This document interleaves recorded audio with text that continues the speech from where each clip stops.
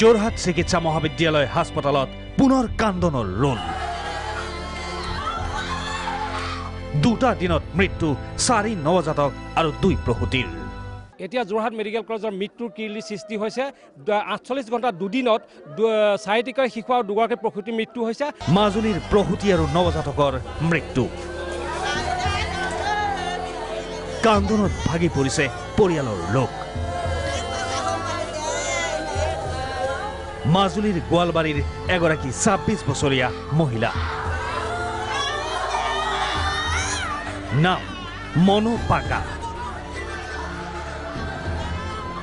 দ্বিতীয়টো সন্তান প্ৰসৱৰ বাবে ভৰ্তি কৰোৱা হৈছিল গড়মূৰ অসামৰিক চিকিৎসালয়ত। অধিক ৰক্তক্ষৰণ হোৱাত চিকিৎসালয় কৰ্তৃপক্ষই প্ৰসূতিগৰাকীক প্ৰেৰণ কৰে যোৰহাট চিকিৎসা মহাবিদ্যালয় হাস্পতাললৈ। সন্তান প্ৰসৱ হ'ল, কিন্তু আধা ঘণ্টাৰ ব্যৱধানত মৃত্যু প্ৰসূতি আৰু নৱজাতকৰ। পৰিয়ালৰ লোকৰ অভিযোগ, নাই চিকিৎসক, নাই নাৰ্ছ। নৰ্মেলকৈ আমাৰ বাচ্চা এটা জন্ম দিলে, জন্ম দিয়াৰ পিছত তাৰপিছত আপোনাৰ নাৰ্ছ কোনো ব্যৱস্থা কৰি দিয়া নাই, ডক্টৰ নাই। ডক্টৰ নথকাৰ সময়ত আমাৰ ভণ্টিজনী ঢুকাল আৰু কেঁচুৱা ঢুকাই থাকিল। দৰাচলতে JMCHৰ 360 গৰাকী নাৰ্ছ।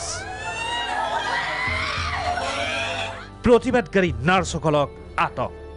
বাহিৰৰ পৰা অনা 50 গৰাকী নাৰ্ছে চলাইছে কাম। মুঠতে JMCHত এতিয়া অৰাজকতা। চলিত মাহৰ প্ৰথম সপ্তাহত মৃত্যু হৈছিল 20 নৱজাতকৰ। ঘটনাটোৱে কঁপাই গৈছিল ৰাজ্যৰ লগতে দেশ। ঘটনাৰ তদন্ত হ'ল, প্ৰতিবেদনো দাখিল হ'ল, কিন্তু পৰিস্থিতি একেই থাকিল। ঘটিল পুনৰ অঘটন।